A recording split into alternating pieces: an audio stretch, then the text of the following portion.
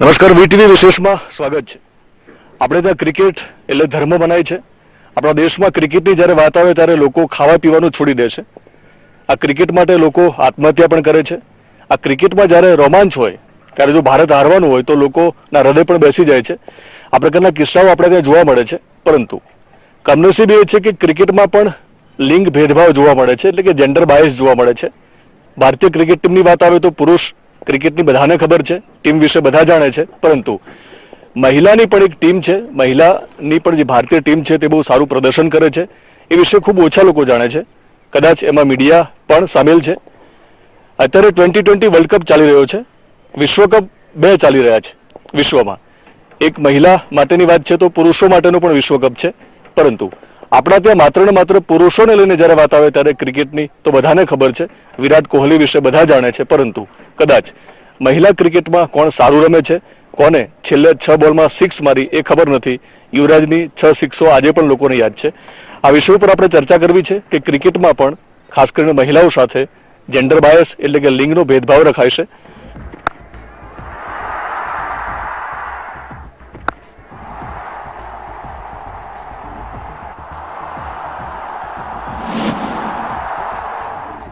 શું નામ છે તમારું?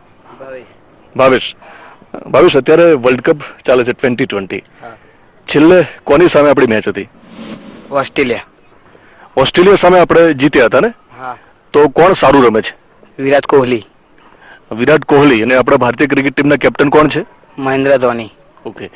તો T20 વર્લ્ડ કપ ચાલે છે વિમેન્સ માટે, ખાસ કરીને મહિલાઓ માટે. તો એ ટીમના કેપ્ટન કોણ છે, ખ્યાલ છે તમને? વિરાટ કોહલી. વિમેન્સ ક્રિકેટ ટીમના કેપ્ટન કોણ છે, આપણી જે ટીમ છે ભારતની? ખબર નહીં સર. ગઈકાલે એક મેચ હતી. 6 બોલમાં 6 સિક્સ કોને મારી હતી? શું નામ તારું? સાહિલ. સાહિલ, ખાસ કરીને 6 સિક્સ આજે પણ યાદ છે કે જ્યારે 6 બોલમાં 6 સિક્સ મારી હોય તો કયા ખેલાડીએ મારી હતી? યુવરાજ સિંહ.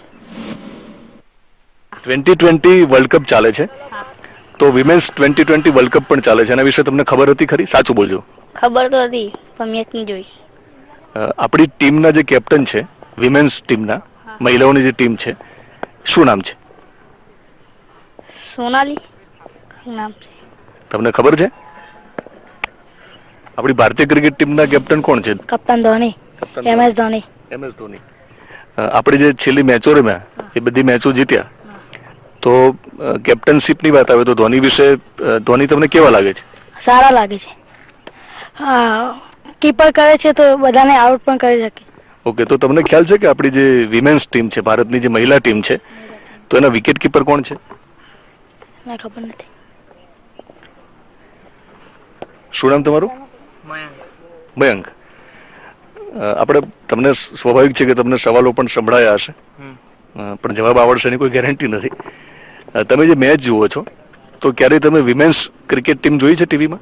ના, નહીં જોઈ. શા માટે નથી જોતા? હા, અમે જોતા જ નહીં. અમે ખાલી ભારતીય ટીમની જોઈએ છે.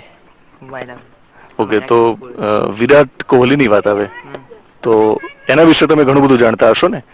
તો છેલ્લી મેચમાં એનું પ્રદર્શન કેવું રહ્યું છે? સારું રહ્યું હતું એનું પ્રદર્શન. એ શાંતિથી રમો અને આમ જીતાડો છે. 6 ઓવરમાં એને લીધે જીત્યા છે. વિરાટ કોહલી ટીકી રહ્યો એટલા માટે જ આપણે ઇન્ડિયા ટીમ જીતી. આ વાસ્તવિકતા છે. આપણા દેશમાં મહિલા સશક્તિકરણની આપણે વાતો કરીએ છીએ. આપણા દેશમાં મહિલાઓને 33% અનામત મળવી જોઈએ તે પ્રકારની પણ વાતો થાય છે. પરંતુ જ્યારે ક્રિકેટની વાત આવે છે ત્યારે આજે પણ મહિલાઓ સાથે ભેદભાવ છે, લિંગનો ભેદભાવ, ખાસ કરીને જેન્ડર બાયસની આપણે વાત કરીએ છીએ. પરંતુ તમને જાણીને નવાઈ લાગશે કે આ સંજોગોમાં પણ અમદાવાદના એક મહિલા ક્રિકેટર ખાસ કરીને લિંગ ભેદભાવમાં માનતા નથી અને ગરીબ અને મધ્યમ વર્ગના જે બાળકો છે તેને ક્રિકેટની તાલીમ આપી રહ્યા છે. આ સંજોગોમાં કે જ્યારે મહિલા ક્રિકેટ વિશે કોઈ ન જાણતું હોય, T20 વર્લ્ડ કપ જ્યારે ચાલી રહ્યો છે ત્યારે વિમેન્સ T20 વર્લ્ડ કપ પણ ચાલે છે. મીડિયાને પણ બહુ ઓછી ખબર છે, એ અમે સ્વીકારવા તૈયાર છીએ. આ સંજોગોમાં આપણે આજે મળીશું જીજ્ઞા ગજ્જરને, કે જેઓ ખાસ કરીને ગરીબ અને મધ્યમ વર્ગના જે બાળકો છે તેને ક્રિકેટની કોચિંગ આપી રહ્યા છે.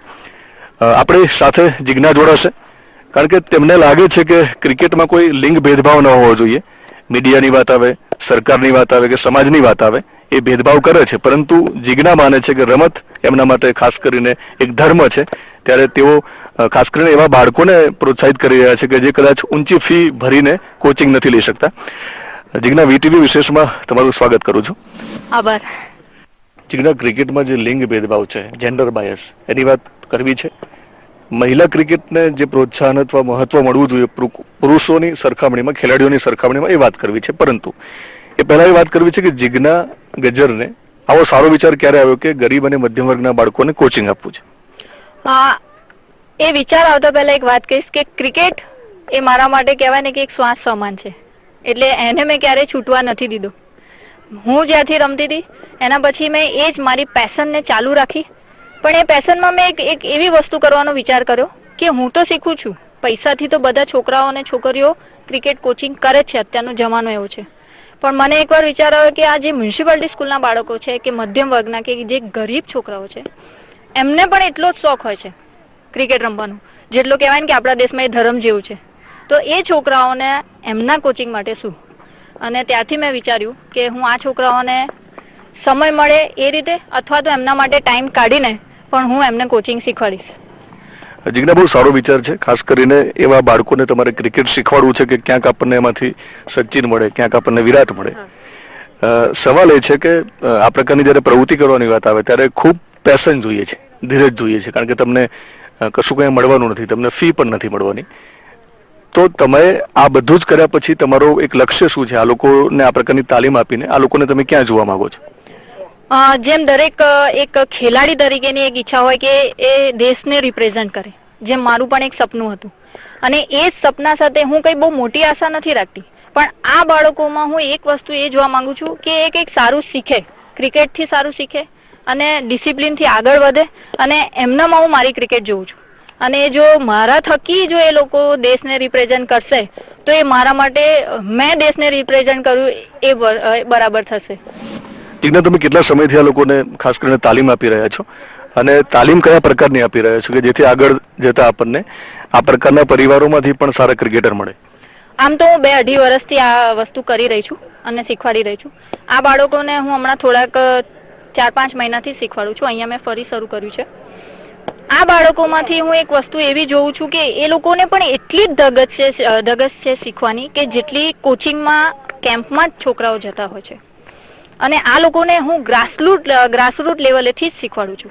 જેમ કે કહેવાય ને કે ક્રિકેટનું એક બેઝિક નોલેજ હોય, જેમ કે બેટ કેવી રીતે પકડવું, બોલ કેવી રીતે, કેચ કેવી રીતે પકડવું, ફિલ્ડિંગ કેવી રીતે કરવી, એ જ વસ્તુ હું આ લોકોને કહેવાય ને કે કક્કા બારખડીથી, ABCD થી અને ત્યાંથી જ હું એમને શીખવાડું છું.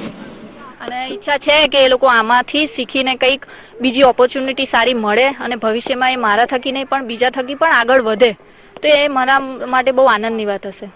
જીજ્ઞા, ખાસ કરીને ક્રિકેટ કમાણીનું માધ્યમ બન્યું છે. એવા સંજોગોમાં તમે એક પણ પૈસો લીધા વગર આ પરિવારના બાળકોને ક્રિકેટનો કક્કો શીખવાડો છો. આગામી દિવસોમાં આ વાતને લઈને તમને કેટલો સંતોષ મળવાનો છે એના વિશે વાત કરો, પછી તમારી કારકિર્દીની વાત કરવી છે. સંતોષ મને તો બહુ જ મળશે. પૈસાને જો મેં જોવું હોત કે પૈસાના માધ્યમથી જ કોઈ વસ્તુ કરવી હોત તો ક્યાંક હું પણ કોચિંગ કેમ્પ ખોલી દેત અને પૈસાથી તો આપણે બધાને શીખવાડી શકીએ છીએ. પણ નો ડાઉટ બધા શીખે છે, ઇટ્સ ઓકે. પણ મારો આખો રોલ જ એક અલગ હતો કે પૈસા વસ્તુ એ અલગ છે અને ક્રિકેટ જે મારું પેશન છે એની સામે હું પૈસાને નથી તોલતી અને એટલે મેં આમને શીખવાડવાનું શરૂ કર્યું. તમારા વિશે થોડું સમજવું છે, કારણ કે કદાચ તમે ભારતીય ક્રિકેટ ટીમમાં નથી મહિલાના, તમે કારણ કે બહુ ઓછા લોકોને ટીમ વિશે પણ ખબર છે, એટલે કદાચ તમારા વિશે ઓછી ખબર હોય. તો અમારે સમજવું છે કે તમારી ક્રિકેટની કારકિર્દીની શરૂઆત ક્યારે થઈ હતી? કારણ કે આજે એટલા માટે સમજવું છે કે અમે માનીએ છીએ કે મહિલા ક્રિકેટને પ્રાધાન્ય મળવું જોઈએ. તો જીજ્ઞા ગજ્જરનો ક્રિકેટ સાથેનો કેટલો નાતો જૂનો છે? હું 2003 થી ક્રિકેટમાં જોડાઈ હતી, કોલેજ લેવલથી, યુનિવર્સિટી લેવલથી અને ત્યાંથી પછી સ્ટેટ લેવલેથી. હું former west zone cricket player છું અને 2007 સુધી કન્ટિન્યુઅસ હું વેસ્ટ ઝોન પ્લેયર રહી અને એના પછી લેવલો જે બેઝિક કહેવાય છે ક્રિકેટનું કોચિંગનું એ મેં પૂરું કર્યું અને એ પછી મેં મારા જીવનની આ શરૂઆત કરી કે ગરીબ છોકરાઓને અને બધાને શીખવાડવું. બસ ત્યાંથી આ ચાલુ. તમે ટૂંકમાં તમારી કારકિર્દી વિશે વાત કરી છે, પરંતુ તમારી કેટલી યાદગાર મેચો હશે, તમારી કોચિંગની વાત હશે, શરૂઆત હશે, એના વિશે થોડી વાત કરો કે એ સમજવું છે કે તમે કેવું સારું પ્રદર્શન પણ કર્યું છે. હું મીડિયમ પેસ બોલર હતી અને હું એવું કહીશ કે મારી જે કારકિર્દી રહી છે એમાં મેં માંડ 1 કે 2 જીવનમાં જે મેં બોલિંગ કરી છે એમાં વાઇડ કે નો બોલ નાખ્યા છે. મેં લાઈફમાં નો બોલ ક્યારેય નથી નાખ્યો. એ મારી એક થોડી ગોડ ગિફ્ટ કહી શકો છો. અને વિકેટ ટેકિંગ બોલર હતી હું, અને વાનખેડિયામાં મેં પોઈન્ટ અપાવીને નોટ આઉટ રહીને એક સારું એવું બેટિંગનું પરફોર્મન્સ કર્યું હતું. 40 પ્લસ મેં રન કર્યા હતા. અમદાવાદના મહિલા ક્રિકેટર જિજ્ઞા ગજ્જર સાથેની આ વાતચીત આપણી ચાલુ જ છે. તેમની સાથે હજુ પણ આપણે વાત કરીશું ક્રિકેટ વિશે, પરંતુ હાલ સમય થયો છે નાનકડા વિરામનો, તો લઈએ છીએ એક નાનકડો વિરામ.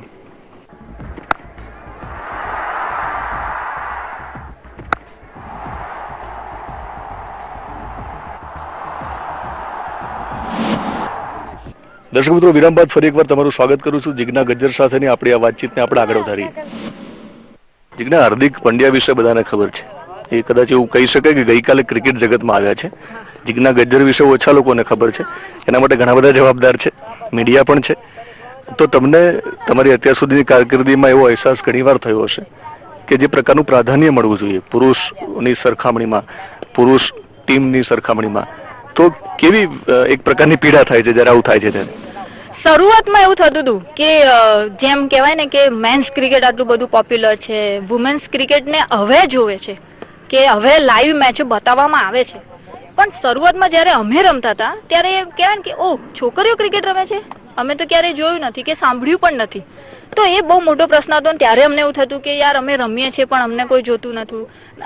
અમારામાંથી ઘણા એટલા સારા સિનિયર પ્લેયર્સ હતા કે જેમને ઇન્ડિયા લેવલ સુધી ગયા પણ એમને કોઈ ઓળખનાર નતું. તો એ વસ્તુ થતી. પણ અત્યારે એક વાતની ખુશી પણ છે કે ના, અત્યારે પ્રાધાન્ય મળ્યું છે થોડા અંશે, પણ મેન્સને જેટલું મળે છે એટલું નથી મળતું.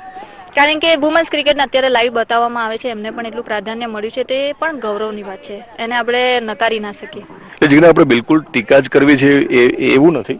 થોડા વર્ષો પાછળ જઈએ અને અત્યારની વાત કરીએ તો સારી સ્થિતિમાં છીએ કે આજે વુમેન ક્રિકેટ વિશે વાતો થાય છે, લાઈવ પ્રસારણ પણ થાય છે, પરંતુ હજુ દિવસો નથી આવ્યા જેને આપણે અચ્છે દિન કહી શકીએ, ખાસ કરીને મહિલા ક્રિકેટ માટે. તો તમને શું લાગે છે, કયા પરિબળો જવાબદાર છે આ બધા માટે? જો એવું કહીએ તો પરિબળો જવાબદાર છે એવું નહીં કહું હું. એક પોપ્યુલારિટી હોય, જેમ કે મેન્સ ક્રિકેટ ફાસ્ટ છે. તમને મેન્સ ક્રિકેટ જોતા હોય તો કંટાળો નહીં આવે, લાઈક કે એક પેશનથી બધા જોતા હોય. વુમેન્સ ક્રિકેટમાં કહેવાય ને કે એક થોડીક એમ કહેવાય કે શક્તિ તો નહીં, પણ એને કહી શકો કે કોણ જોવે, છોકરીઓ રમે છે ને એ લાઈક એ રીતે કહી શકે. પણ હવે એવું લાગે છે કે ના, ધીમે ધીમે જેમ હોકીમાં પણ વુમન્સ એટલી સારી છે, હોકીમાં પણ જેટલું છોકરાઓને મળે છે, વુમન્સ ક્રિકેટ પણ હવે ધીમે ધીમે આવનારા વર્ષોમાં હું માનું છું કે મીડિયા પણ એટલો સપોર્ટ કરે છે અને એ એટલું જ ફેમસ થતું જશે ધીમે ધીમે જેટલું મેન્સ ક્રિકેટ છે. પુરસ્કારની વાત આવે, તમે રમો અને ક્રિકેટ પછી તમને ફી ની વાત આવે, તો આઈપીએલ આવવાના કારણે ઘણા બધા આપણને પ્લેયરો મળ્યા છે અને એ સારી સ્થિતિ છે. પરંતુ હજુ પણ મહિલાઓને જે ફી મળે છે ક્રિકેટની, એ સમજવી છે કે પુરુષોની સરખામણીમાં કેટલી ઓછી છે. આમ જોવા જઈએ તો ઘણી ઓછી છે, પુરુષો કરતા ઓછી જ છે. મને એવું લાગે છે કે પુરુષોને જેટલી મળે છે એટલી જ મહિલાઓને પણ મળવી જોઈએ. એનું રીઝન એ છે કે ગેમ એક છે, તમારો ગોલ એક છે, ગેમ એક છે, તમારી પેશન એક છે, તો એ વસ્તુની સરખામણી પણ સરખી જ હોવી જોઈએ. તો મને એવું લાગે છે ક્યાંક કે વુમન્સ ક્રિકેટમાં પણ ફી જેટલા લેવલે છે પુરુષોની એટલી સ્ત્રીઓની પણ હોવી જ જોઈએ. સાનિયા મિર્ઝાની વાત આવે તો આપણને જાહેર ખબરમાં જોવા મળે છે. એ જ રીતે ઘણી બધી મહિલા ખેલાડીઓ જે બીજી રમત છે એ જોવા મળે છે. આપણા દેશમાં ક્રિકેટ સૌથી વધારે પોપ્યુલર ગેમમાં આવે છે, તેમ છતાં શા માટે મહિલા ક્રિકેટર આપણને કોઈ જાહેર ખબરમાં જોવા નથી મળતા? અત્યાર સુધી નથી જોવા મળતી, પણ હવે સ્ટાર સ્પોર્ટ્સમાં કે એમાં જોવા મળે છે કે તમે એક જો વુમન્સ વર્લ્ડ કપ જે સાથે સાથે આ મેન્સ વર્લ્ડ કપના જોડે ચાલુ થયો, એમાં મિતાલી રાજ એઝ એ કેપ્ટન તરીકે એમની એડ અને Jhulan Goswami as a bowler તરીકે બતાવવામાં આવ્યા છે. એટલે મારું એવું માનવું છે કે હવે સારું એવું પ્રાધાન્ય વુમન્સ ક્રિકેટને મળી રહ્યું છે અને મળતું રહેશે. એટલે જીજ્ઞા, મારો સવાલ જુદા પ્રકારનો હતો. હું તમને એટલા માટે પૂછું છું કે તમે ફરી પાછું એવું કહ્યું કે 2020 વિમેન્સ વર્લ્ડ કપ જે લોકો જોતા હશે એને ખબર પડશે કે 2 મહિલા ક્રિકેટરની જાહેરાત પણ આવે છે, પણ બીજા લોકોને ખબર જ નથી. હું એ પ્રકારની વાત આખી તમને પૂછવા માંગતો હતો. પરંતુ તમને લાગે છે કે કોર્પોરેટ વર્લ્ડની વાત આવે, સોસાયટીની વાત આવે, એ લોકોએ પણ આગળ આવીને ખાસ કરીને પ્રોત્સાહન આપવું જોઈએ? ચોક્કસ આપવું જ જોઈએ. કારણ કે તમે જો આજે આપણે ક્રિકેટને એક આટલા સારા લેવલે જો ભારત દેશમાં ગણવામાં આવતી જ હોય તો એ પછી મેન્સ હોય કે વુમન્સ હોય, વુમન્સ ક્રિકેટને પણ એ જ લેવલે એનો પ્રચાર થવો જ જોઈએ. અને જેમ દરેક ન્યૂઝપેપરમાં આપણે જોઈએ તો સૌથી પહેલા મેન્સ ક્રિકેટના જ બધી વાતો હોય છે કે એમના જ ફોટા જોવા મળતા હોય છે, અને ક્યાંક નાનકડો એવો ફોટો આપણી એક મહિલા ટીમનો જોવા મળતો હોય છે. તો એ વસ્તુ નહીં, બંનેને સરખી રીતે જુઓ, બંનેને મીડિયા તરફથી પણ સરખું સન્માન મળવું જોઈએ. ચર્ચા પણ મીડિયામાં એ જ રીતે થવી જોઈએ કે નો ડાઉટ થોડું ડિસ્કશન વુમન્સ ક્રિકેટની મેચોનું પણ થવું જોઈએ. હાર જીત તો એક વસ્તુ છે જ, પણ એની સાથે વુમન્સ ક્રિકેટે શું પરફોર્મન્સ કર્યું, કઈ ટીમ સાથે પરફોર્મન્સ કર્યું, એ બધું પણ જો બતાવવાનું ચાલુ કરે અને ચર્ચામાં આવતું જાય તો જેટલું મેન્સને મળે છે એટલું ને એટલું જ વુમન્સ ક્રિકેટને ચોક્કસ મળશે, પણ એ નથી મળતું. તમે મીડિયા પાસે જે અપેક્ષાઓ રાખી છે તો આપણે વીટીવી થી જ શરૂઆત કરીએ. બીજા લોકો કશું પ્રાધાન્ય નથી આપતા એવું આપણે નહીં કહીએ, એ લોકો પણ એટલી જ તમને કદાચ તમને પણ પ્રોત્સાહન મળે એ પ્રકારનું બીજું મીડિયા પણ કામ કરી રહ્યા છે. આપણે શરૂઆત ક્રિકેટથી જ કરીએ કે યુવરાજની 6 સિક્સર વિશે લોકોને ખબર છે, પરંતુ વિમેન્સ ટીમની વાત કરીએ આપણે, એના વિશે વાત કરશો અને 6 સિક્સર વિશે વાત કરશો તો લોકોને પણ ખબર પડે. હા, એટલે મિતાલી રાજ જે કેપ્ટન છે એને પણ યુવરાજની જેમ 6 બોલમાં 6 સિક્સો મારી છે ન્યુઝીલેન્ડ સામે, પણ એ ચર્ચામાં નહીં. જ્યારે આ વસ્તુ ચર્ચામાં થશે ત્યારે ખબર પડશે કે યુવરાજ સિંહ જેમ 6 બોલમાં 6 સિક્સ મારે છે, સેમ વસ્તુ એવી મિતાલી રાજ માટે છે. તો એ વસ્તુને જ્યારે પ્રાધાન્ય મળતું થશે ત્યારે બહુ મોટી એક કહેવાય ને કે ખુશીની વાત થશે. એટલે જિજ્ઞા, યુવરાજની વાત કરીએ છીએ, પરંતુ આપણે આજે તો વિરાટ અને અનુષ્કા શર્માની ચર્ચાઓ બહુ થાય છે. તો હજુ પણ કેવી અપેક્ષાઓ છે કે આગામી દિવસોમાં ખાસ કરીને મીડિયાનો રોલ કેવો રહેવો જોઈએ વિમેન્સ ક્રિકેટ માટે? જેમ મેં પહેલા પણ કીધું કે મીડિયા જો જેમ મેન્સ ક્રિકેટને જેટલું પ્રાધાન્ય આપે છે, એ ન્યૂઝપેપર હોય કે ટીવી હોય કે કોઈ પણ રીતે મીડિયા સપોર્ટ હોય, એ સપોર્ટ તમને વુમન્સ ક્રિકેટમાં મળતો થશે અને મહિલા ખેલાડીઓને મળશે તો આવનારા વર્ષોમાં નો ડાઉટ એ સપોર્ટની જરૂર છે. વુમન્સ ક્રિકેટને પણ એટલું જ સપોર્ટની જે કહેવાય ને કે જરૂરત છે, અને એ મળશે તો આપના માધ્યમ દ્વારા વીટીવી દ્વારા પહેલું વસ્તુ થઈ છે એની પણ મને એક ગૌરવની વાત છે કે જેમ જેમ મીડિયા હવે આવી રીતે આગળ આવતું થયું છે અને પ્રચાર માધ્યમ વધતો ગયો છે, એમ મહિલા ક્રિકેટ પણ એ રીતે જ આગળ આવશે. આપણે ગુજરાતમાં છીએ તો ગુજરાતની કેવી ટીમ છે એ વિશે પણ એટલા માટે વાત કરીશું કે આપણને આજે દર્શકોને કહી શકીએ કે આપણી ગુજરાતની જે ટીમ છે ક્રિકેટની એ કેવું સારું પ્રદર્શન કરી રહી છે. ગુજરાતની ટીમ પણ અત્યારે એ રીતના જ સારા લેવલે રમી રહી છે, પ્રેક્ટિસ સેશન કરતી હોય છે અને એમનું પરફોર્મન્સ વેસ્ટ ઝોન લેવલે બતાવતું હોય છે, અને વેસ્ટ ઝોનમાંથી છોકરીઓ સિલેક્ટ થઈને આગળના લેવલે રમવા જતી હોય છે. તો કહેવાય ને કે એક ટીમ છે જ, પણ એને જે કહેવાય કે પુશઅપ મળે તો છે જ, પુશઅપ તો મળે જ છે, પણ એમાં પણ વધારે કહેવાય ને કે વધારે ઘી આપવું, સોને પે સુહાગા કરવું, આ બધું ત્યારે થશે જ્યારે એક મીડિયા સપોર્ટ થશે, કે જ્યારે એમની ચર્ચાઓ થતી થશે અને એમને એમના ઘરેથી પણ એટલો સપોર્ટ મળવો કે તમારા આજે ઘરેથી સપોર્ટ મળે છે, તમારી ફિલ્ડમાંથી, તમારા કોચિસ તરફથી તમને જો એટલો સપોર્ટ મળે છે તો ગુજરાતની છોકરીઓ પણ એટલી જ આગળ છે જ અત્યારે પણ, કે જે આવનારા વર્ષોમાં ઇન્ડિયાને રિપ્રેઝેન્ટ કરે અને ઇન્ડિયામાંથી સારું પરફોર્મન્સ કરી બતાવે. ગુજરાત સરકારે જે પગલા લીધા છે તાજેતરમાં બહુ સારા છે કે ઇનામોની રકમ વધારી છે, રમતોની સંખ્યા વધારી છે, પરંતુ ક્યાંક જે સમાચાર આવ્યા હતા એ પ્રમાણે ક્રિકેટનો છેદ ઉડી ગયો છે. જે ખેલ મહાકુંભની વાત હોય અથવા તો જે પ્રકારની જે બીજા મહોત્સવો થાય છે રમતને લગતા, એમાં ક્રિકેટનો છેદ આ સરકારે ઉડાડ્યો છે, શું કહેશો?